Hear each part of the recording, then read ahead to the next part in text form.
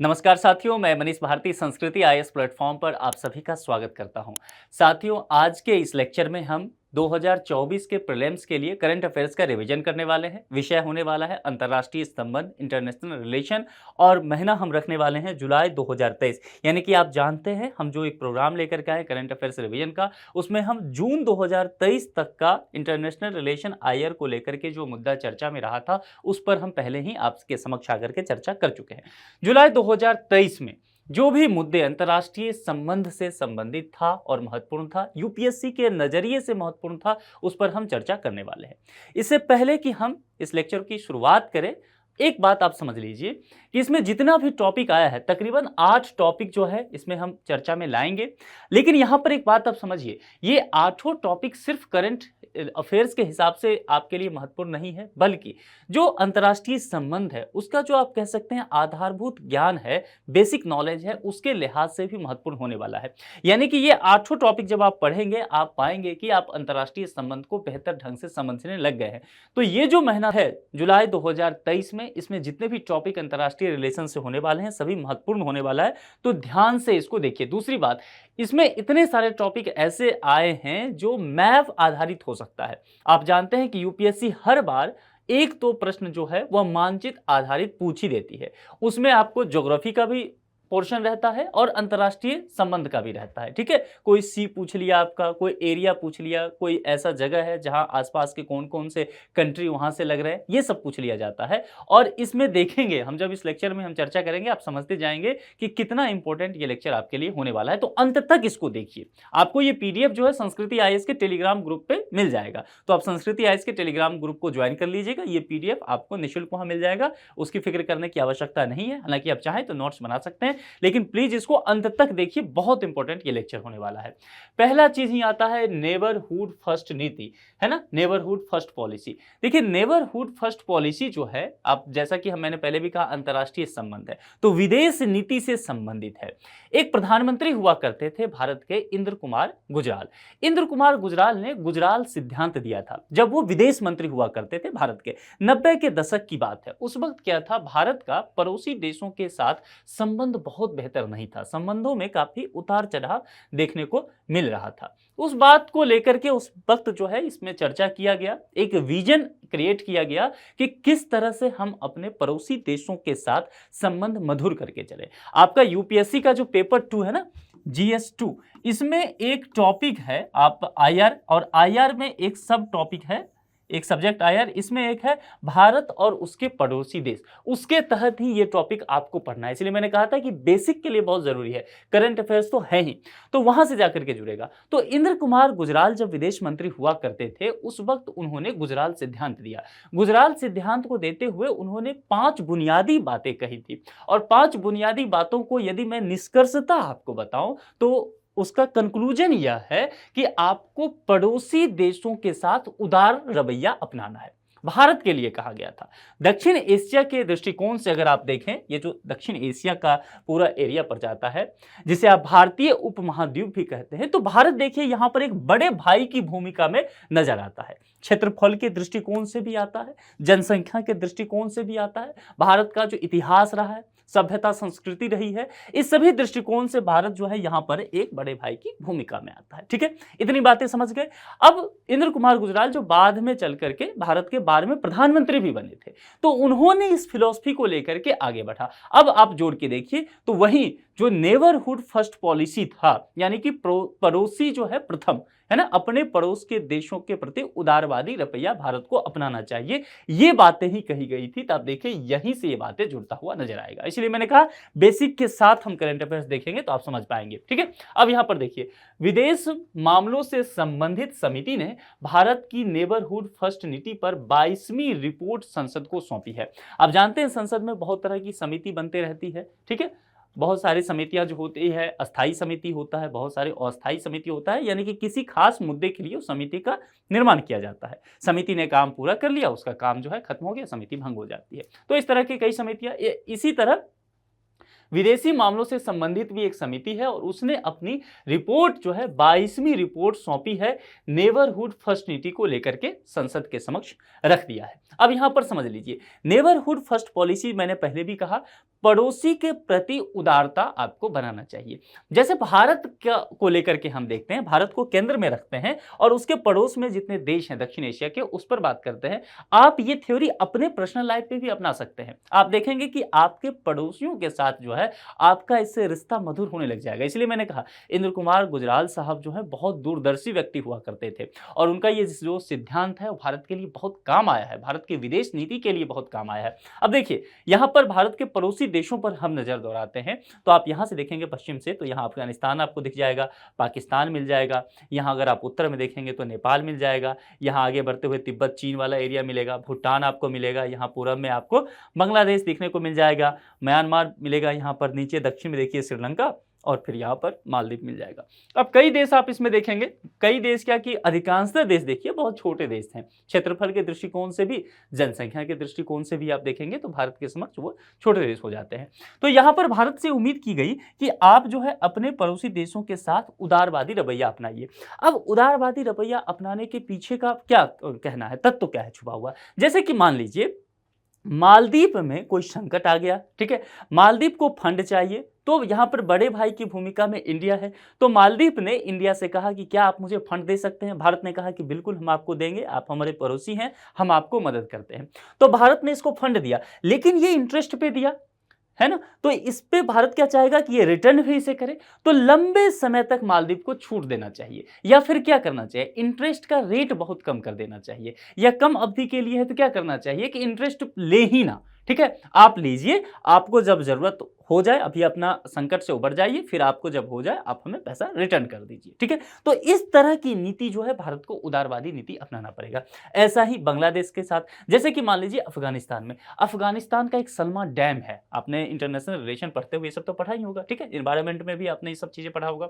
तो सलमा डैम का निर्माण जो है आपको पता है अफगानिस्तान के पैसे से नहीं हुआ है, भारत ने कराया है। आपको एक और दिलचस्प बात बताऊं, अफगानिस्तान का जो पार्लियामेंट है नया वाला, तो उस पार्लियामेंट का निर्माण भी भारत ने अपने पैसे से कराया है। चलिए नेपाल की बात करता हूं। नेपाल के आप जाएंगे मधेसी इलाका में, नेपाल का जो मधेसी इलाका है वो यहाँ जो ये यूपी और ये जो बिहार वाला एरिया पड़ जाता है, इससे सटा हुआ ये एरिया पड़ता है, जहां पर मैथिली भाषी लोग रहते हैं। इस एरिया में जाएंगे आप, कभी भ्रमण करने जाए तो आप देखेंगे क्या, इस एरिया में हर जगह आपको बैनर लगा होगा, या वो जो लगा रहता है शिलापट्टी जिसपे पत्थर का और उस पर लिखा रहता है कि किसके द्वारा ये इसका निर्माण कराया गया, तो वहां पर आपको भारत सरकार देखने को मिल जाएगा। कई जगह बिहार सरकार देखने को मिलेगा, कई जगह यहाँ उत्तर प्रदेश गवर्नमेंट देखने को मिलेगा, क्योंकि वो भारत सरकार के मदद से वहां नेपाल में काम कराया जा रहा है। आप कहेंगे क्या बात करते हैं, वहां रोड जो है वो नेपाल का है और काम जो भारत के द्वारा कराया जा रहा है। हाँ बिल्कुल, ये बात आप सही जान रहे हैं, वहां हाईवे का निर्माण हो रहा है और कराया जा रहा है भारत के द्वारा। क्योंकि ये सब चीजें जो है नेबरहुड फर्स्ट नीति के तहत आ रहा है, पड़ोसी को अपने साथ जोड़े रखें, क्योंकि ये सब भारत के लिए बहुत जरूरी हो जाएंगे, चाहे वो यूएन के मंच पे हो, विभिन्न वैश्विक मंच पे हो, क्षेत्रीय मंच पे हो, यहाँ पर क्षेत्रीय सुरक्षा और शांति के दृष्टिकोण से हो, ये सब चीज बहुत जरूरी होगा। चाहे इसके लिए भारत को सार्क बनाना पड़े, चाहे इसके लिए भारत को बिम्स्टेक का निर्माण करना पड़े, ये सब चीज इसी पॉलिसी के तहत आता है। तो कॉन्सेप्ट समझ गए, कितना बड़ा ये कॉन्सेप्ट है भारत के लिए, और भारत इसको ब्लाइंडली फॉलो भी करने की कोशिश करता है। इसीलिए लगातार कहा जा रहा है कि जैसे नेपाल के साथ 2015 में हमारा थोड़ा सा रिश्ता खराब हुआ, तो लगातार जो क्रिटिक्स थे, जो अंतर्राष्ट्रीय संबंध के विशेषज्ञ हैं, जानकार हैं, उन्होंने सरकार को सलाह दिया कि जितनी जल्दी हो सके आप नेपाल के साथ रिश्ता अच्छा कर लीजिए, नहीं तो क्या होगा, चीन का प्रभाव बढ़ने लग जाएगा। अब देखेंगे इस तरफ देखेंगे, बांग्लादेश में चीन का प्रभाव बढ़ रहा है, म्यांमार में जो लोकतांत्रिक शासन था उसको हटा करके यहाँ चीन का प्रभाव बढ़ा, सैन्य शासन है जिसको चीन का समर्थन है। यहां पर देखेंगे कई पोर्ट का निर्माण चीन के द्वारा किया जा रहा है। भूटान के साथ, आप समझिए, भूटान का राजनयिक संबंध केवल भारत के साथ है, लेकिन पूरी दुनिया में, लेकिन भूटान भी आजकल जो है चीन के साथ जाने लगा है। नेपाल की स्थिति तो आप देख ही रहे, कहने की जरूरत नहीं है। पाकिस्तान से यहाँ जो ग्वादर पोर्ट है, यहाँ से तो पूरा ये वाला एरिया है ग्वादर पोर्ट का, तो यहाँ से बलूचिस्तान, सिंध और पंजाब होते हुए ये पूरा जो है आप देखेंगे ये पूरा सीपैक प्रोजेक्ट यहाँ पर गया हुआ है। मालदीव की स्थिति तो जान ही रहे हैं, मालदीव के जो नए राष्ट्रपति हैं वो तो चीन के पाले में जाकर के बैठे हुए हैं, है ना। और यहाँ पर देखेंगे श्रीलंका का हम्बन टोटा पोर्ट जो है वह भी चीन के द्वारा निर्माण कराया गया है और 99 ईयर के लिए लीज पे ले लिया गया है। यही हाल जब तालिबान का हुआ अफगानिस्तान में, वहां की लोकतांत्रिक सरकार को अपदस्थ करते हुए तालिबान ने सत्ता पर कब्जा कर लिया। तो आप जानते हैं दुनिया में पहला ऐसा देश था जो तालिबान के साथ जो है संबंध बनाने को आगे आ गया, वो चीन था। तो चीन जो है, आप एक कॉन्सेप्ट चलता है मोतियों की माला, तो मोतियों की माला क्या होता है, ऐसे ऐसे मोती होता है ना, ऐसे माला कोई महिला पहनती है, पुरुष भी, आभूषण। तो आप देखिए भारत ये है और ये मोतियों की माला है, ये जो देश हैं ये भारत के इर्द गिर्द हैं, ठीक है। और ये मोतियों की माला कॉन्सेप्ट के तहत चाइना जो है भारत को घेरने की चारों तरफ से कोशिश करता है। अब भारत इसको तोड़ेगा, जाहिर सी बात है अपनी सुरक्षा के दृष्टिकोण से, तो भारत नेबरहुड फर्स्ट पॉलिसी नीति के तहत जाएगा। ये सारी बातें जो है बहुत डिटेल से ये 22वीं रिपोर्ट में जो संसद को सौंपा गया है विदेशी मामलों की समिति के द्वारा, उसमें चर्चा किया गया है, ठीक है। आपको रिपोर्ट पूरा पढ़ने की आवश्यकता नहीं है, मैंने पढ़ा है तो आपको ऑलरेडी ये चीजें समझा दिया है, ठीक है। चलिए आगे बढ़ते हैं। तो मामला क्लियर हो गया है ना, चीजें कैसे बेसिक से करंट तक आना है। करंट अपने आप में ज्यादा कुछ नहीं होता, करंट का मामला बस इतना होता है कि ये फैक्ट आ गया है 22वीं रिपोर्ट। अगर एक स्टेटमेंट ये बना दे यूपीएससी किसी विकल्प में, तो आपको इतना जानकारी होना चाहिए। चलिए आगे बढ़ते हैं। भारत की नेबरहुड फर्स्ट नीति, पड़ोसी देशों को प्राथमिकता देने से, अर्थात पड़ोसी पहले, हमने इन सब चीजों को पहले चर्चा कर लिया है। बाह्य खतरों को बेहतर ढंग से प्रबंधित करना, बाह्य खतरा यहाँ चीन को लेकर के मुख्य रूप से था, है ना, कि चीन के प्रभाव को किस तरह से हम कम कर सके और विभिन्न मंचों पर भारत को इससे समर्थन प्राप्त हो सके। जैसे भारत चाहता है सुरक्षा परिषद का वो अस्थायी सदस्य बन जाए, तो अधिकांशतः देशों का उसे समर्थन मिलेगा, देश उसके पक्ष में खड़े होंगे, तो बाकी जो कंट्री हैं जो रोड़ा बन रहे हैं, जो कहीं न कहीं बाधा बन रहे हैं, उस पर दबाव बनेगा, जिनके पास वीटो पावर है, ठीक है। आगे बढ़ते हैं। अब इस पर एक प्रश्न देख लेते हैं। भारत की नेबरहुड फर्स्ट नीति के संदर्भ में निम्नलिखित कथनों पर विचार कीजिए। दो कथन दिया गया, लेकिन सबसे पहले यहां देखा कीजिए कथनों में से कौन सा सही है। ये जो पुछल्ला शब्द होता है ना, इस पे बहुत गौर से देखा कीजिएगा, नहीं तो कई बार लिखा रहेगा सही नहीं है और आप तेजी से पढ़ के निकलेंगे सही है और आप गलत कर ले जाएंगे, जबकि जानकारी आपके पास था, ठीक है। तो ध्यान से, इस नीति के तहत भारत अपने पड़ोसी देशों के साथ मजबूत संबंध स्थापित करता है। निश्चित तौर पे हमने पूरा चर्चा ही किया इस चीज को लेकर के। इस नीति का उद्देश्य पूछा गया है, मोटो क्या है, ध्येय क्या है। तो इस नीति का उद्देश्य है भारत के पड़ोसी देशों पर चीन के प्रभाव को कम करना। निश्चित तौर पे हम चाहते हैं कि चीन का प्रभाव कम हो, क्योंकि चीन और भारत दो महाशक्ति जो है आपस में यहाँ पर जुड़ा हुआ है, पड़ोसी है, इसीलिए यहाँ पर चीन नहीं चाहेगा कि भारत बढ़े और भारत चाहेगा कि चीन के प्रभाव को भी अपने इर्द गिर्द कम करे। तो ये भी सही हो गया, ठीक है। तो कौन सही है, यहाँ पर देखिए सी में है 1 और 2, तो सी इसका सही जवाब हो गया। देखिए प्रश्न का जब हम समाधान करें ना, तो हम ये देखें कि अगर कोई स्टेटमेंट सही है तो वह क्यों सही है और गलत है तो क्यों गलत है, इसकी पूरी जानकारी हमें होना चाहिए। टेस्ट सीरीज भी जब लगाइए तब भी आपका अप्रोच यही होना चाहिए। टेस्ट सीरीज में यह जानने की जरूरत नहीं है कि 50 क्वेश्चन मेरा सही हो रहा है कि 70 क्वेश्चन सही हो रहा है या 30 क्वेश्चन ही सही हुआ तो निराश हो गए, नहीं, बल्कि अप्रोच को समझें। गलत हो रहा है तो क्यों गलत हो रहा है, जो चीजें पूछी गई है ना, वह हमारे रेंज में है कि नहीं, रडार में है कि नहीं, ये चीजें आपको जानना होगा। चलिए अब दूसरा टॉपिक देखिए, वह भी कितना महत्वपूर्ण है, शंघाई सहयोग संगठन। शंघाई सहयोग संगठन लगातार चर्चा में बना रहता है, रूस को लेकर के, चीन को लेकर के, भारत को लेकर के, पाकिस्तान को लेकर के, कभी न कभी ये चर्चा में रहता ही है, ठीक है। तो इस लिहाज से भी यह टॉपिक जो है अपने आप में इंपॉर्टेंट है और जुलाई 2023 में इसके क्यों चर्चा में रहा अभी हम देख लेते हैं। तो आप इसको छोड़ नहीं सकते, आप इसको जरूर पढ़ के जाइएगा। चलिए देखते हैं। शंघाई सहयोग संगठन का एक वर्चुअल शिखर सम्मेलन भारत की अध्यक्षता में संपन्न हुआ। 2-3 बातों पर गौर कीजिए। यहां पे कहा गया कि शंघाई सहयोग संगठन, तो हम तो समझ गए संगठन, इसकी चर्चा करेंगे। यहां पर देखिए वर्चुअल हुआ, वर्चुअल कहने का मतलब है आभासी, और यहां पर एक शब्द देखा गया है शिखर सम्मेलन। शिखर सम्मेलन का तात्पर्य यह होता है कि शीर्ष नेतृत्व उसमें शामिल होते हैं, ठीक है। जैसे कि आप कहेंगे कि सम्मेलन तो कई तरह का होगा, जैसे कि मंत्री स्तरीय सम्मेलन भी हो सकता है, जैसे कि सभी देशों के जो भी इसमें देश शामिल हैं उनके वित्त मंत्री का सम्मेलन हो जाए, उनके विदेश मंत्री का सम्मेलन हो सकता है। लेकिन यहां पर क्या कहा गया है, शिखर सम्मेलन। तो शिखर सम्मेलन का मतलब है राष्ट्राध्यक्ष जो होंगे, संबंधित देशों के राष्ट्राध्यक्ष जो होंगे, जैसे कि प्राइम मिनिस्टर भारत के हो गए, रूस के प्रेसिडेंट हो गए व्लादिमीर पुतिन हो गए, चीन के प्रेसिडेंट हो गए शी जिनपिंग हो गए, ठीक है, पाकिस्तान के प्राइम मिनिस्टर हो गए अभी शहबाज शरीफ हैं, तो जो भी हैं, तो कहने का मतलब है जो भी शिखर सम्मेलन में भाग लेंगे जो शीर्ष नेतृत्व के लोग होंगे। एक मामला वर्चुअल यहां पर, यानी कि वे आकर के एक जगह इकट्ठा होकर के एक कमरे में बंद होकर के मीटिंग नहीं कर रहे हैं, वो वर्चुअली ऑनलाइन जुड़ रहे हैं, ठीक है, जैसे कि कोरोना के समय हुआ। तो ये करना भी तब पड़ा क्योंकि उस वक्त जो है कोरोना का थोड़ा सा समय चल रहा था और उस वक्त इस तरह की बातें नहीं हो सकी कि अब एक साथ मिला जाए, कहीं पर इसकी मेजबानी की जाए। हालांकि भारत इसकी अध्यक्षता कर रहा था, इसीलिए और ज्यादा महत्वपूर्ण होगा क्योंकि इसका अध्यक्ष उस बार जो भारत है। कंट्री यहां पर देख लीजिए कितने सारे कंट्री हैं, ठीक है, हम उसकी चर्चा अभी करेंगे क्योंकि कई कंट्री आपको हो सकता है कि मैप के जरिए आपको समझ में ना आए, या कई कंट्री हो सकता है जैसे फ्लैग है यहां पर, ठीक है, तो ये फ्लैग के माध्यम से भी ना समझ में आए तो हम नाम भी उसका देख लेते हैं, ये मेंबर नेशंस का है, ठीक है।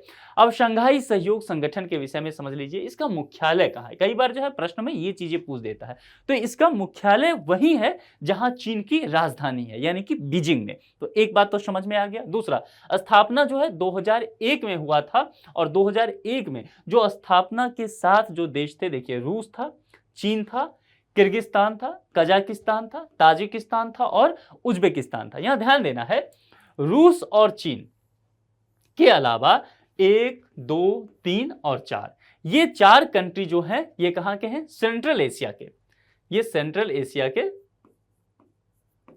कंट्री हैं, ठीक है। तो आपको ध्यान रखना है कि सेंट्रल एशिया में वैसे 5 कंट्री आता है, C5 बोलते हैं, ठीक है, लेकिन यहां पर C4 ही है।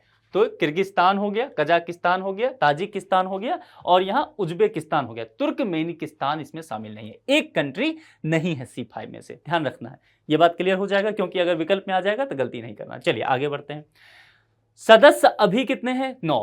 कौन कौन, भारत हो गया, ईरान हो गया, चीन ये स्थापना के साथ ही था, संस्थापक सदस्य में था, लेकिन सदस्य तो भी है ही, तो चीन हो गया, रूस भी पहले से था तो रूस है ही, बाद में पाकिस्तान भी आ गया, कजाकिस्तान तो है ही, किर्गिस्तान तो है ही, ताजिकिस्तान तो है ही और उज्बेकिस्तान ही है, तो 9 हो गया।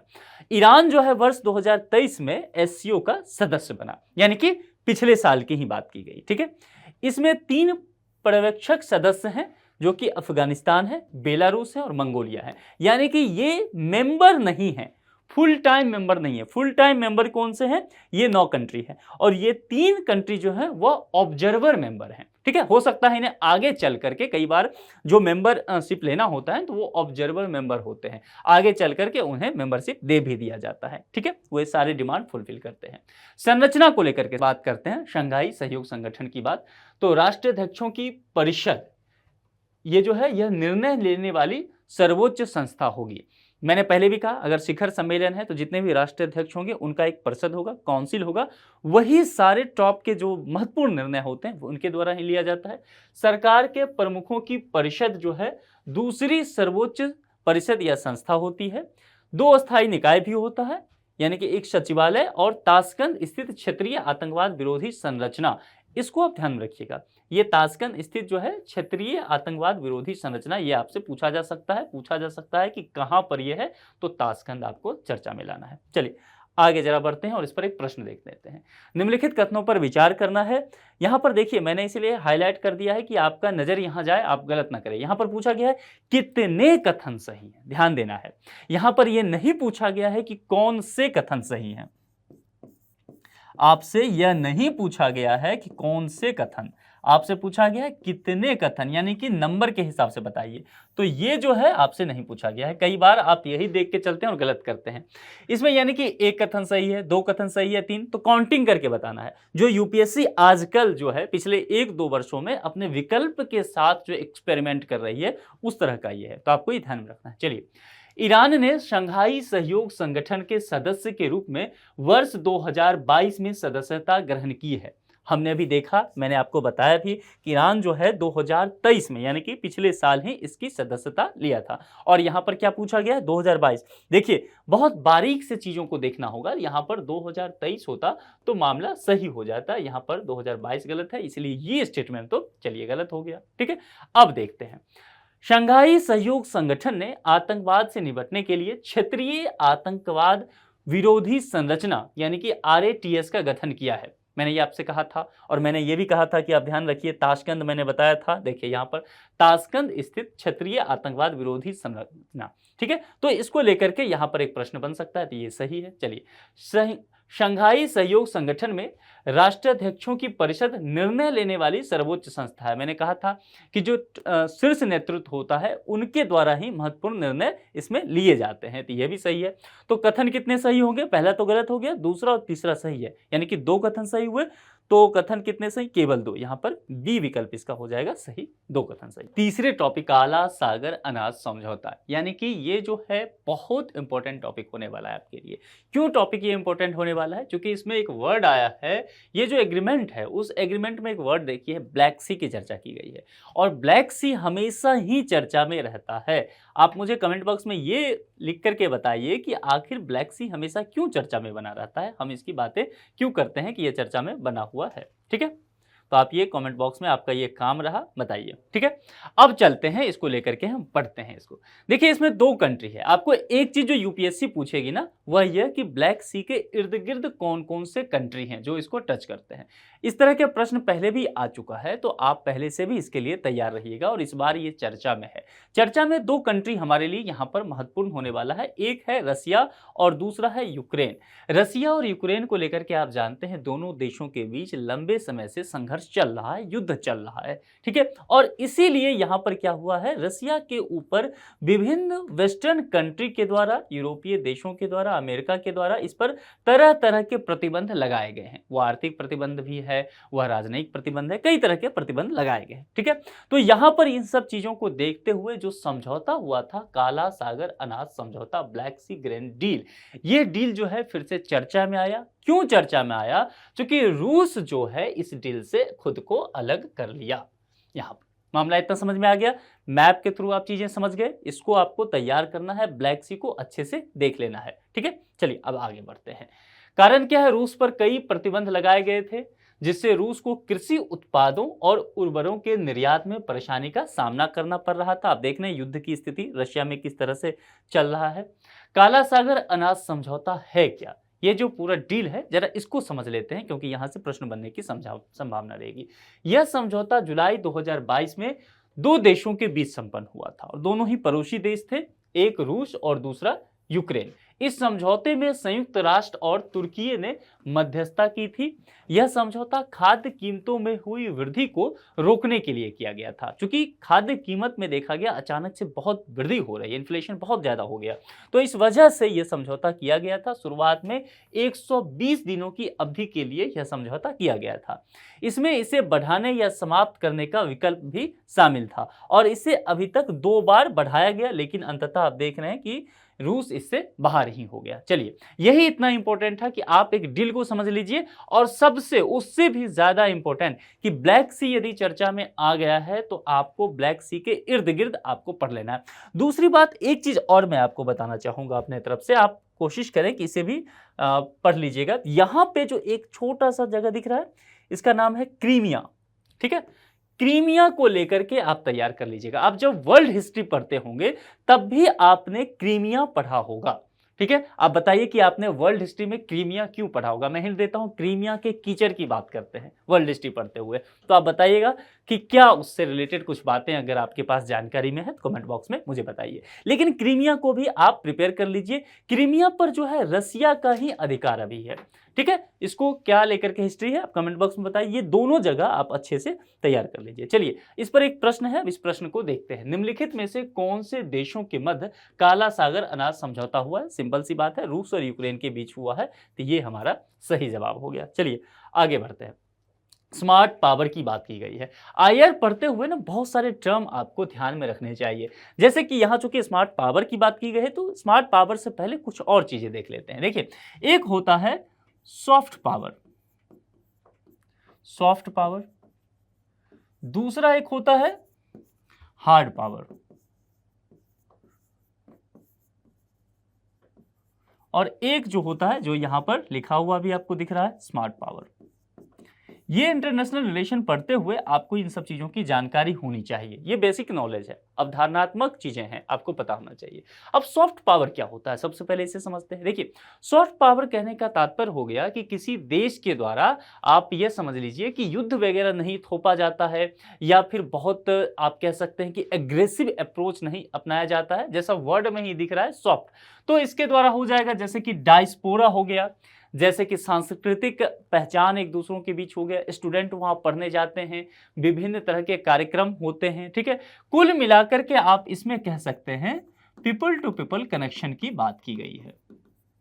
जहां पर इस तरह की चीजें आपको दिखेगा, आप समझ जाइएगा कि ये सॉफ्ट पावर की बातें की गई आईआर में, ठीक है। और ये बहुत अच्छा माना जाता है। कहते हैं कि बहुत सारे काम जो कि सख्ती से नहीं हो सकता, जो कि हथियार से नहीं हो सकता, वो प्रेम से हो सकता है। तो प्रेम की भाषा बोलने की बात जो है सॉफ्ट पावर किया गया। आपको ये ध्यान में रहेगा।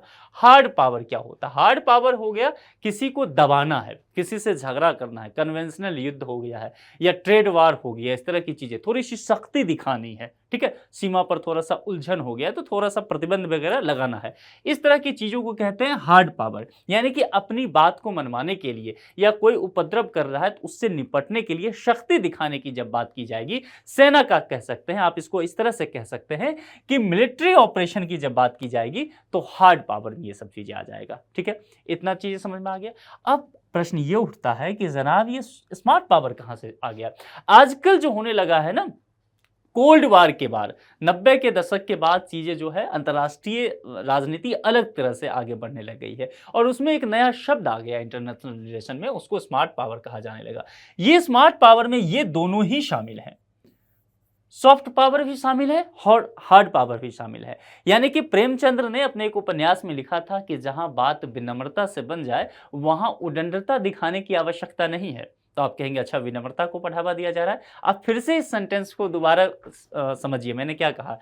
प्रेमचंद ने कहा जहां बात विनम्रता से बन जाए वहां उदंडता दिखाने की आवश्यकता नहीं है, सख्ती नहीं दिखाना चाहिए। लेकिन इसके दूसरे पहलू को समझिए, यदि बात विनम्रता से ना बने तो फिर तो सख्ती दिखानी पड़ेगी। तो बहुत सारी चीजें ऐसी होती है, जैसे कि भारत और चीन का सीमा आप देखेंगे, डोकलाम में संघर्ष हुआ तो भारत ने लगातार कहा कि भैया पीछे जाओ हमारे सीमा से, आप हमारे अंदर आ गए हो, ठीक है, ये हमारा जमीन है, पीछे निकलो यहां से। लेकिन चीन के सैनिक जो है ये करने के लिए तैयार नहीं थे, तो भारत ने क्या, फिर वहां पर मिलिट्री ऑपरेशन किया। जैसे कि यहां पर देख लीजिए, सीमा रेखा की बात करेंगे, अगर आप पाकिस्तान के तरफ देखेंगे, एलओसी के तरफ, तो वहां जो पाकिस्तान जो है लगातार आतंकवादी प्रायोजित करता रहा है भारत के लिए। भारत लगातार कहता रहा है, पाकिस्तान को सबूत भी देता रहा, विभिन्न वैश्विक मंचों के द्वारा कहता रहा है, डिप्लोमेट के द्वारा कहता रहा है कि भैया इस तरह की चीजें रोको, ये आतंकवादी प्रायोजित मत करो। लेकिन पाकिस्तान क्या करता है, कभी पठानकोट तो कभी उरी जैसे हिंसक झड़पें वो करते रहता है, आतंकवादी घटनाएं करते रहता है। फिर भारत ने क्या किया, मजबूरन हार्ड पावर का इस्तेमाल किया और फिर क्या किया, सर्जिकल स्ट्राइक कर दिया, एयर स्ट्राइक कर दिया, यानी कि घर में घुस के मारा, ठीक है, पाकिस्तान को। तो ये जो चीजें आ गई ना, ये हार्ड पावर और स्मार्ट पावर दोनों ही बातें। प्यार से मानोगे तो प्यार से मानो, नहीं तो हम तो मनवा ही लेंगे, ठीक है। तो ये है स्मार्ट पावर। आजकल की जो इंटरनेशनल रिलेशन है ना, वो इस तरह का हो गया है। तो यही बातें यहां पर कहा गया है। अब जब आप इस टॉपिक को पढ़ेंगे तो इतनी चीजें आपको बेसिक पता होना चाहिए। अब आईआर में देखिए, ये आईआर की बेसिक बातें हैं। जब आप आंसर राइटिंग लिखेंगे आईआर का, या आप एसए में कोई इंटरनेशनल रिलेशन के टॉपिक आ गया, ये सब जब लिखेंगे ना, तो आपका आंसर का जो वैल्यू है अपने आप बहुत ज्यादा बढ़ जाएगा। चेक करने वाले को लगेगा कि हाँ, इस कैंडिडेट को बहुत अच्छी जानकारी है, डेप्थ नॉलेज है। अब इन चीजों को देखिए करंट अफेयर से जोड़ के, आपको लगेगा कि अच्छा कुछ तो जानकारी था ही नहीं, करंट अफेयर्स तो ऐसा ही बस हवाबाजी चल रहा है। देखिए यहाँ पर स्मार्ट पावर चर्चा में क्यों, विदेश मामलों की संसदीय समिति, मैंने पहले टॉपिक पढ़ाते हुए भी वो जो मैंने पढ़ाया था नेबरहुड फर्स्ट पॉलिसी, उसमें भी मैंने बताया था कि विदेशी मामलों की जो संसदीय समिति थी 22वीं रिपोर्ट सौंपा था संसद के समक्ष। यहाँ पर भी देखिए संसदीय समिति ने स्मार्ट पावर के बारे में अपने विचारों को साझा किया है। अब यहाँ पर जिसमें हार्ड और सॉफ्ट पावर दोनों ही तत्व शामिल होते हैं। ये सब देखिए हमने पहले से पढ़ लिया, आपको जानकारी है ये सब चीजें। अब इसमें कूटनीति भी हो गया, अनुनय हो गया, क्षमता निर्माण हो गया, शक्ति, प्रभाव, ये रणनीति, ये सब इसमें शामिल है। किसी देश के लक्ष्य को प्राप्त करने के लिए प्रभावी और कुशल भूमिका निभा सकती है। भारत मौजूदा दौर में वैश्विक स्तर पर स्मार्ट पावर की भूमिका निभा रहा है। देखिए करंट अफेयर्स पढ़ने की आवश्यकता ही नहीं पड़ा आपको, आपके लिए सिर्फ करंट अफेयर्स इतना था, बाकी तो आप सब कुछ इसके बारे में पहले से ही जान रहे हैं। इसलिए कहते हैं कि बेसिक आपको पढ़ना चाहिए। क्लास में जो टीचर नोट्स पढ़ाएं उसको बार बार पलटिए, वहां से आपका काम बन जाएगा। अब देखिए इस पर एक प्रश्न भी देख लेते हैं, कैसे है ये प्रश्न। चर्चा में रहे, इस तरह के प्रश्न करता है यूपीएससी, चर्चा में रहे स्मार्ट पावर का संबंध किससे है। यहां पर 4 विकल्प आपको दिया गया। कोई देश अपनी सैन्य क्षमताओं वह आर्थिक साधनों के माध्यम से किसी अन्य देश को प्रभावित करता है, ठीक है। यहां सैन्य क्षमताओं की चर्चा हम नहीं करेंगे। आर्थिक संसाधनों की बात नहीं करेंगे। किसी देश की ऐसी क्षमता है जो बिना किसी दबाव के अन्य देश को प्रभावित कर सकता है, ये चीजें भी हम नहीं देखेंगे, क्योंकि ये तो कुल मिलाकर के सॉफ्ट पावर में ही आ जाएगा। किसी देश की ऐसी क्षमता है जो कूटनीति, अनुनय, क्षमता निर्माण तथा शक्ति का उपयोग, ये सब चीज इसमें शामिल है। यानी कि स्मार्ट पावर की बात की गई तो सॉफ्ट और प्लस हार्ड पावर दोनों ही इसमें होना चाहिए, और ये विकल्प में ये है। ठीक है, इसीलिए इसका सही जवाब जो हो जाएगा सी हो जाएगा। ये मामला समझ में आ गया। चलिए अब अगले टॉपिक पर चलते हैं। और मैं लगातार कह रहा हूं, इसमें जितने भी टॉपिक जुलाई 2023 में है, पूरे महीने भर में अंतरराष्ट्रीय रिलेशन को लेकर के देखेंगे तो सभी इंपॉर्टेंट टॉपिक है। एक भी टॉपिक छोड़ करके आप आगे नहीं बढ़ सकते हैं। यूपीएससी कहीं से भी प्रश्न बना सकती है। और ये भी टॉपिक देखिए, ये बिम्स्टेक की बात की गई है, बहु क्षेत्रीय तकनीकी और आर्थिक सहयोग के लिए बंगाल की खाड़ी पहल है। इसका नाम बिम्स्टेक शॉर्ट में दिया गया है। इसको सही से समझिए, वे ऑफ बंगाल इनिशिएटिव। ठीक है, तो यहां पर जो चर्चा किया गया है ये वे ऑफ बंगाल है। मैप को लेकर के मैं आपको समझा देता हूं, आप चीजें आसानी से समझ जाएंगे, आपको कुछ भी फिर याद रखने की आवश्यकता नहीं है। तो यहां पर शब्द समझिए, बे ऑफ बंगाल, यानी कि बंगाल की खाड़ी, और बंगाल की खाड़ी के आसपास जो देश होगा ना वो इसमें शामिल होगा। इतनी बात समझ गए। अब चलिए, और इसको लेकर के दो बातें की गई। दो बातें क्या क्या? मल्टी सेक्शनल, देखिए, टेक्निकल और इकोनॉमिक कॉपरेशन। जो सहयोग होगा वो दो तरीके से किया जाएगा, एक तो तकनीक की बात की जाएगी, दूसरा इकोनॉमी की बात की जाएगी, ये। ठीक है, और इसका नाम फिर जुड़ करके बिम्स्टेक दे दिया है, ये शॉर्ट फॉर्म में। मामला समझ में आ गया। अब यहां पर करंट अफेयर्स आपके लिए इतना है कि बिम्स्टेक के विदेश मंत्रियों की बैठक जो है वह थाईलैंड में संपन्न हुआ। अब जरा इसके आसपास के ये मैप ध्यान में रखना है आपको, और ये बैकग्राउंड समझ लीजिए कि एक संगठन हुआ करता है, अभी भी जीवंत संगठन है, उसका नाम है सार्क। तो सार्क में भारत भी है और पाकिस्तान भी है। तो सार्क में पाकिस्तान जो है वह अड़ंगा लगाते रहता है। इस वजह से क्या है, सार्क जो है वह समय के साथ पिछले 5 वर्षों में, 10 वर्षों में आप कह सकते हैं, लगातार देखा गया है कि सार्क अप्रासंगिक हो गया है। अब भारत को दक्षिण एशिया में अपना काम तो करना है, अपने पड़ोसी देशों को साधना तो है, तो कुछ इस तरह की प्लानिंग करने की आवश्यकता थी जिसमें पाकिस्तान ना रहे। क्योंकि सार्क जो फेल हुआ इसकी मुख्य वजह पाकिस्तान है। तो भारत ने इधर ना ध्यान देकर के, सार्क में बाकी सब है, इधर से हटा करके यहां वे ऑफ बंगाल को लेकर के आगे बढ़ा, और फिर जोर देने लगा किस पर? बिम्स्टेक पर। मामला समझ में आ गया। तो सार्क को कहीं ना कहीं प्रतिस्थापित करने का काम बिम्स्टेक करता है। ये अवधारणा आपके दिमाग में होना चाहिए। ठीक है, आप यूपीएससी एस्पिरेंट हैं, वनडे एग्जाम वाले नहीं है, तो आपको चीजें थोड़ी सी अधिक जानकारी में रखना चाहिए। इस मैप पर मैं फिर से आऊंगा, आप मैप अभी ध्यान में रखिए। चलिए, बिम्स्टेक एक क्षेत्रीय संगठन है, निश्चित तौर पर क्षेत्रीय संगठन होगा। दक्षिण एशिया का बात किया, वे ऑफ बंगाल, ये इतना ही सारे हैं, एक क्षेत्र की बात की गई है, क्षेत्रीय संगठन है। ये स्टेटमेंट सही से समझ गए हम। इसकी स्थापना 1997 में बैंकॉक घोषणा पर हस्ताक्षर के साथ की गई थी। तो ये फैक्ट आपके लिए है दो, यहां पर आपको ये जानकारी में रखना है। सचिवालय जो है बांग्लादेश के ढाका में स्थित है। निश्चित तौर पर बांग्लादेश के ढाका में की बात की गई है, तो यहां पर बांग्लादेश है, और ये बे ऑफ बंगाल से जुड़ता है, तो ध्यान में इसको भी रखना है। प्रारंभ में इसका गठन जो है 4 सदस्य राष्ट्रों, किसके द्वारा? भारत, बांग्लादेश, श्रीलंका और थाईलैंड के साथ किया गया था, और इसका संक्षिप्त नाम उस वक्त हुआ करता था बिस्ट ईसी। ठीक है, अब देखिए, म्यांमार जो है 1997 में जुड़ गया, नेपाल 2004 में आया, भूटान 2004 में आया, और इस संगठन में ये सब शामिल होता रहा। और उसके बाद 2004 में इसका नाम जो है इससे बदल करके बिम्स्टेक रखा गया। इस समूह की वैश्विक जनसंख्या में 22% की हिस्सेदारी है। यह अपने आप में बहुत ज्यादा हो जाता है, 22%। अब जरा इस मैप को देख लेते हैं। यहां पर किस किस देशों की बात की गई? देखिए, भारत को लेकर के कहा गया, यहां पर नेपाल को लेकर के कहा गया, भूटान की बात की गई, बांग्लादेश की बात की गई, म्यांमार भी है, थाईलैंड भी है, श्रीलंका भी है। अब समझ रहे हैं, ये जो है बंगाल की खाड़ी के आसपास के सभी देश ये इसमें शामिल हैं। ठीक है, अब चलते हैं, यही यहां पर आपको ये लिख दिया गया है, तो आपको ये जानकारी में फैक्ट थोड़ा सा ध्यान में रखना है। अब प्रश्न देखते हैं, बिम्स्टेक के संदर्भ में निम्नलिखित कथनों पर विचार कीजिए और कौन सा कथन सही है ये पूछा गया है। बिम्स्टेक की स्थापना वर्ष 1997 में बैंकॉक घोषणा पत्र के आधार पर हुई थी, तो निश्चित तौर पे ये सही स्टेटमेंट है, हमने देखा है। उसके बाद वर्ष 2008 में भूटान के इस संगठन में शामिल होने के बाद इसका नाम बिम्स्टेक रखा गया। क्या ये सही है? ये बातें बिल्कुल गलत है, क्योंकि हमने एक स्टेटमेंट यहां पर देखा।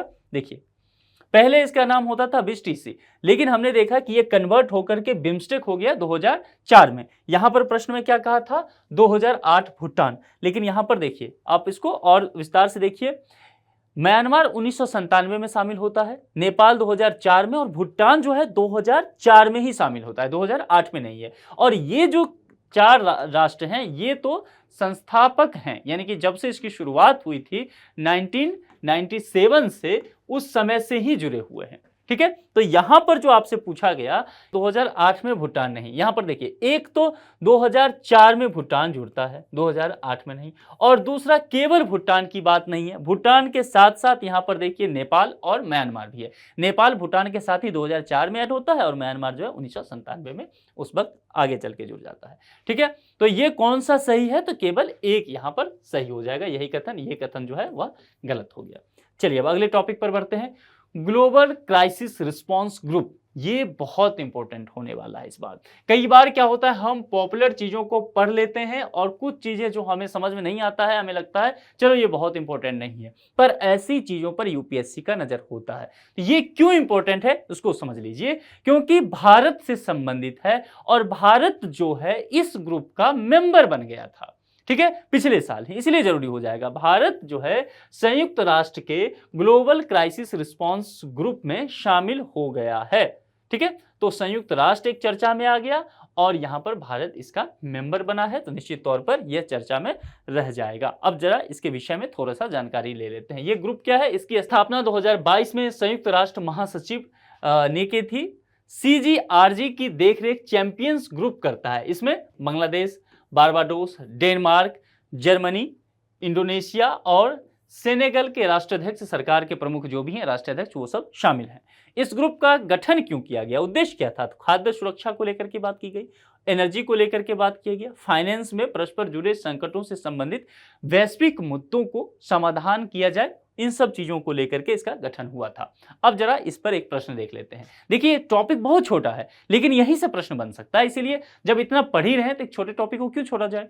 ग्लोबल क्राइसिस रिस्पांस ग्रुप के संदर्भ में निम्नलिखित में से कौन सा कथन सही नहीं है, यही ध्यान देना है। यह पुछल्ला शब्द जो है कई बार आपसे गलती करवाएगा, तो सही नहीं है। ठीक है, अब देखते हैं। इसकी स्थापना 2022 में संयुक्त राष्ट्र महासचिव ने की थी, ये सही है। इसमें पूछा गया सही नहीं है, यानी कि जो गलत होगा, जो स्टेटमेंट गलत हो जाएगा, डिकोड कीजिए, वही इसका सही जवाब हो जाएगा। थोड़ा सा रीजनिंग करना है इसमें। ग्लोबल क्राइसिस रिस्पांस ग्रुप की देखरेख चैंपियंस ग्रुप करता है। निश्चित तौर पर आप कमेंट बॉक्स में मुझे ये बताइए कि ये चैंपियन ग्रुप क्यों, क्या होता है, इसका नाम चैंपियंस ग्रुप ही क्यों रखा गया, कौन कौन से देश इसमें शामिल हैं, ये सब आप मुझे कमेंट बॉक्स में बताइए। Bharat global crisis response group का संस्थापक सदस्य है। मैंने कहा कि नहीं, भारत जो है पिछले साल ही इसमें शामिल हुआ, तो भारत इसका संस्थापक सदस्य नहीं है, तो ये गलत हो गया। यानी कि ये गलत हुआ तो यही सही जवाब होगा, क्योंकि यहां पर कथन सही नहीं पूछा गया है। इस ग्रुप का गठन जो है खाद्य सुरक्षा हो गया, ऊर्जा हो गया, वित्त से परस्पर यदि कुछ समस्या आता है तो उसके समाधान के लिए किया गया, तो ये मामला समझ में आता है, ये भी सही है। गलत यही है सी, तो सी ही इसका जवाब हो जाएगा। चलिए अगले टॉपिक की ओर चलते हैं, और अगला टॉपिक जो है वह भी बहुत इंपॉर्टेंट होने वाला है। क्यों, देखिए, comprehensive and progressive agreement for trans Pacific partnership, यानी कि CPTPP। तो इसको सबसे पहले समझिए कि ये है क्या। अब इसको समझने के लिए मैप की हमें आवश्यकता पड़ेगा। जहां भी आपको मैप की आवश्यकता पड़ जाए, और खास करके यूपीएससी के नब्ज को समझना है ना, तो जहां भी ओशियन आए, ओशियन या सी वगैरह, तो उसके इर्द गिर्द के कंट्री जो होंगे, अगर ये चर्चा में आया है तो उसके इर्द गिर्द की कंट्री की आपकी जानकारी रखनी है। यहां से प्रश्न बन सकता है, और इसीलिए कहते हैं कि आपको PYQ सॉल्व करना चाहिए, प्रीवियस ईयर का प्रश्न पत्र देखना चाहिए, और इसीलिए टेस्ट सीरीज भी लगाना चाहिए, क्योंकि ऐसे प्रश्नों का प्रैक्टिस होता है। ठीक है, तो आप देखिए ये जो कहा गया है आपसे CPTPP, यहां पर सबसे पहले शब्द पर ध्यान दीजिए, कॉम्प्रिहेंसिव एंड प्रोग्रेसिव एग्रीमेंट। ठीक है, एक एग्रीमेंट है जो कॉम्प्रिहेंसिव है, प्रोग्रेसिव एग्रीमेंट है, किसके लिए, फॉर ट्रांस पैसिफिक पार्टनरशिप। अब ये ट्रांस पैसिफिक वर्ड इसमें शामिल है, ये बाकी चीजें तो हमें समझ में आ गया, इस वर्ड का क्या मतलब है। ठीक है, पैसिफिक मतलब तो समझ गए, प्रशांत महासागर की बात की जा रही है। ये ट्रांस क्या है और ये जुड़ करके कैसे बना ट्रांस पैसिफिक, तो ये मैप आप देख लीजिए। ठीक है, यहां पर अगर ये मैप आप देखेंगे तो ये प्रशांत महासागर की अब स्थिति आपको दिख रहा है। ठीक है, ये वाला पूरा लोकेशन। अब देखिए इसके इर्द गिर्द जो भी कंट्री हैं, यहां पर ये वाला हिस्सा पूरा, ये जो इर्द गिर्द कंट्री हैं, इन सब कंट्री को एक साथ मिला दीजिए। और इसीलिए ये जो प्रशांत महासागर के इर्द गिर्द के कंट्री हैं, इसीलिए इसका नाम जो है वह ट्रांस पैसिफिक पड़ा है। और इस सभी कंट्री के बीच जो है एक पार्टनरशिप हुआ है, ठीक है।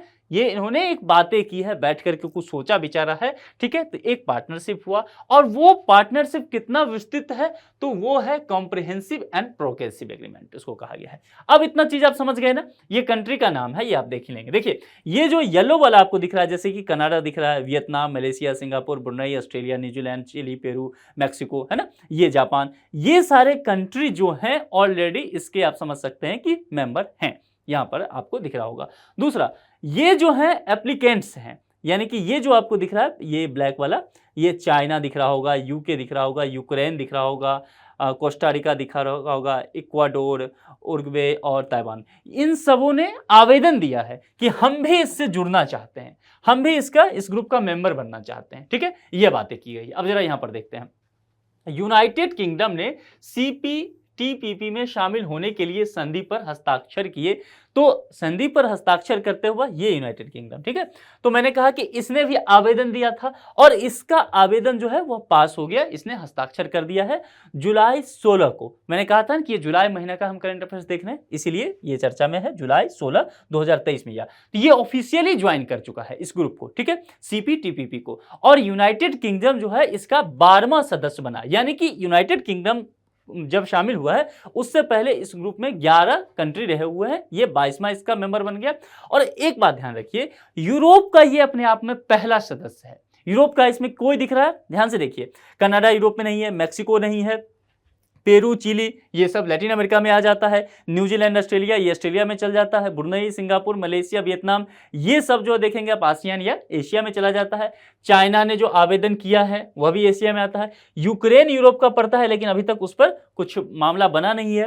कनाडा यहाँ पर मैक्सिको है, लेकिन ये उत्तरी अमेरिका में पड़ जाता है, तो ये भी यूरोप में नहीं है। कोस्टारिका हो गया, इक्वाडोर हो गया, और ये उरुग्वे हो गया, ये सब लैटिन अमेरिका में पड़ता है। तो कुल मिलाकर के देखिए, आपको इसमें एक भी नहीं दिखा होगा जो कि यूरोप का होगा। तो यहां पर इसने आवेदन किया था यूके ने, और ये शामिल भी हो गया, 12वें सदस्य बना है, और ये एकमात्र यूरोप का देश इसके ग्रुप में है। तो इसलिए बहुत इंपॉर्टेंट है, ऐसे फैक्ट जहां भी रहते हैं ना, यूपीएससी आपसे वहां पूछेगा ये चीजें। और इसका नाम इतना हाई फाई रख दिया है, CPTPP, या पूरा ये दे देगा, आप कहेंगे यूरोप के एक दो कंट्री डाल देगा ना, आप कहेंगे पक्का बाकी कंट्री भी इसमें फ्रांस अभी जोड़ देना, इटली जोड़ दे, आप मान जाएंगे। यहां पर एक बात समझिए, यूएसए नहीं है, देखिए यूएसए यहां ब्लैंक है, ये देख रहा है आपको, ये देखिए व्हाइट वाला, ये यूएसए नहीं है, और यूएसए का ये अलास्का वाला हिस्सा हो गया, ये देखिए पूरा, ये यूएसए नहीं शामिल है।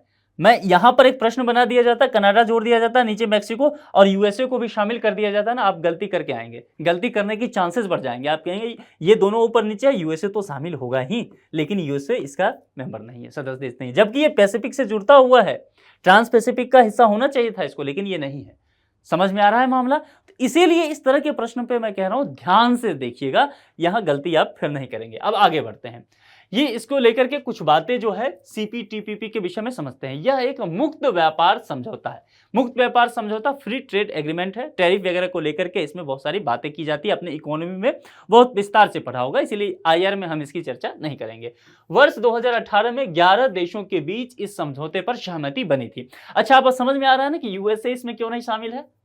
क्योंकि ये जो बातें करता है इसका मूल बातें ही है FTA को लेकर के, और यूएसए नहीं चाहेगा हम FTA की बात करें, चाइना चाहेगा FTA की बात करें। अब देखिए यहाँ पर ये इसलिए कहते हैं आपकी समझ विकसित होनी चाहिए।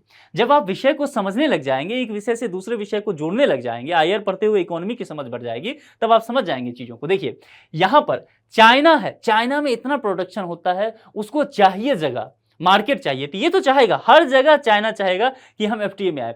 चाइना के साथ जो बाकी आसियान के कंट्री है ना, ये जापान, ये जापान तो आसियान में नहीं है, लेकिन ये सब जो है मलेशिया, ये सब भी चाहेगा कि हम जो है FTA की ओर चलें। तो आप देखिएगा ये जितने कंट्री हैं ये सब इसमें शामिल होंगे, और यूएसए कभी नहीं चाहेगा कि हम FTA के साथ जाएं, ठीक है। इसीलिए यूएसए आपको इसमें नजर नहीं आएगा, एक तरीके से आप ऐसा भी सोच सकते हैं, ठीक है।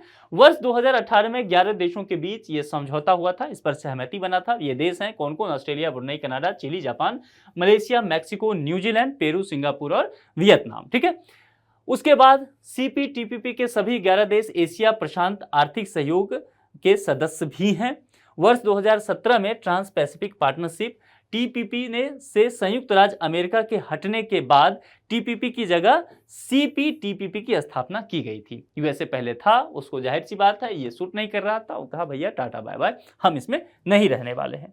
ठीक है, चलिए आगे बढ़ते हैं। निम्नलिखित देशों पर विचार कीजिए और यहां पर उपर्युक्त में से कितने देश, ध्यान रखना है कितने देश पूछा, कौन कौन से देश नहीं, कितने, नंबर बताना है जोड़ के, comprehensive and progressive agreement for trans Pacific partnership के मेंबर हैं, ये आपसे पूछा गया है। तो चलिए देखते हैं कौन कौन से यहां पर है।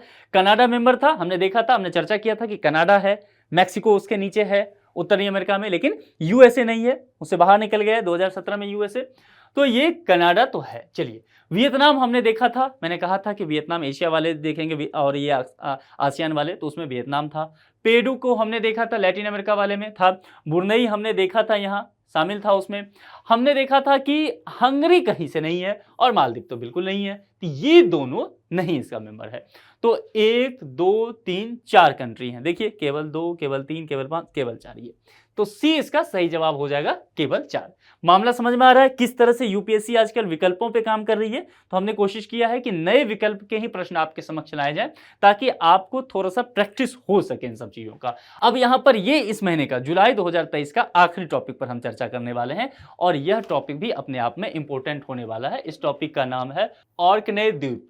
तो ऑर्कने आइलैंड की जो बात की गई है यह फिर से चर्चा में आया है और यह जो है जुलाई 2023 का जो हम करंट अफेयर्स चर्चा कर रहे हैं इसका ये आखिरी टॉपिक है, लेकिन ये बहुत इंपॉर्टेंट हो, ठीक है। छोटा छोटा आइलैंड वगैरह चर्चा में आता है, UPSC की नजर रहती है, इसको देखिए।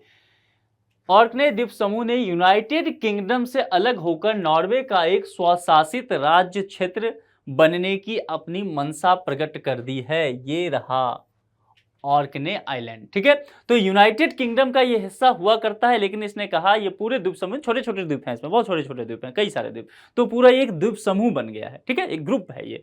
तो इसने कहा है कि यूनाइटेड किंगडम से, UK से, कि भैया हम आपके साथ नहीं रहना चाहते, हमारा आपके साथ नहीं बन रहा है, हम जो है नॉर्वे के साथ जाना चाहते हैं और इसका एक स्वशासित राज्य क्षेत्र बनना चाहते हैं। ये बातें कही गई है। अब आपको ये यहाँ से थोड़ा आसान दिख रहा होगा क्योंकि हम इंडियंस हैं, लेकिन यूरोप के दृष्टिकोण से आप ये सोचेंगे ना तो ये बहुत बड़ी बात है। और खास करके यूके को लेकर के, यूके के अपने जो पॉलिटिकल चीजें हैं ना उसको लेकर के, वो उसके लिए एक बहुत बड़ा झटका है, ठीक है, इसीलिए ये बहुत इंपॉर्टेंट हो गया है।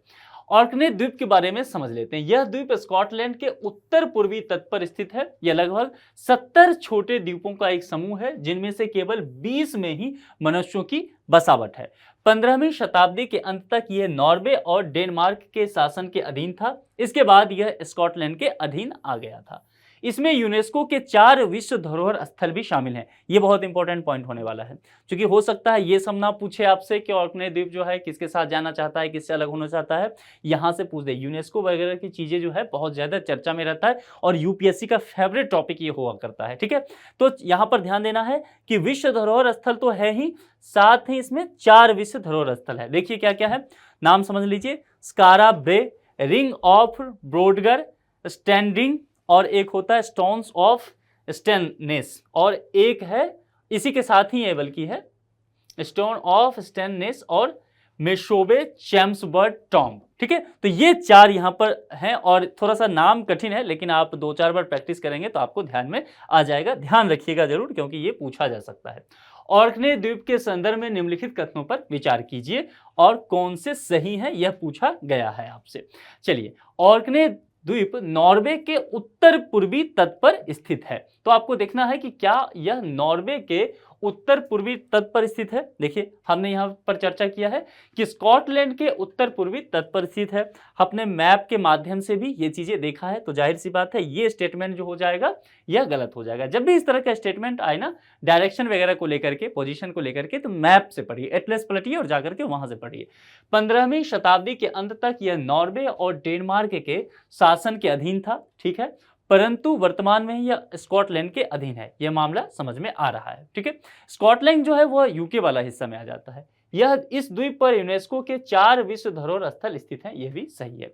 यानी कि कौन से सही हैं, तो सही में बी हो गया, यानी कि दूसरा और तीसरा, तो ये दूसरा और तीसरा यहां पर है, ये बी विकल्प सही हो गया। अब आपने देखा कि हमने जितने भी टॉपिक पर चर्चा किया है, कुल मिलाकर के 8 टॉपिक पे हमने चर्चा किया है। आप देखे होंगे कि ये 8वां टॉपिक जो है जुलाई 2023 में आयर का, ये बहुत ज्यादा महत्वपूर्ण है और पूरी संभावना है कि इसके इर्द गिर्द 2024 के प्रीलिम्स में एक ना एक प्रश्न आ ही जाए। तो केवल इस वीडियो को बहुत अच्छे से आप तैयार कर लेते हैं। जो जो एक्स्ट्रा मैंने कुछ बातें बताया है कि आप जो है ब्लैक सी को देख लीजिए, आप क्रीमिया के बारे में थोड़ा सा पढ़ लीजिए, आप शंघाई सहयोग संगठन के बारे में जान लीजिए, ये सब चीजें कर लेते हैं तो आपका काम बन जाएगा। तो इस लेक्चर में इतना ही रखते हैं।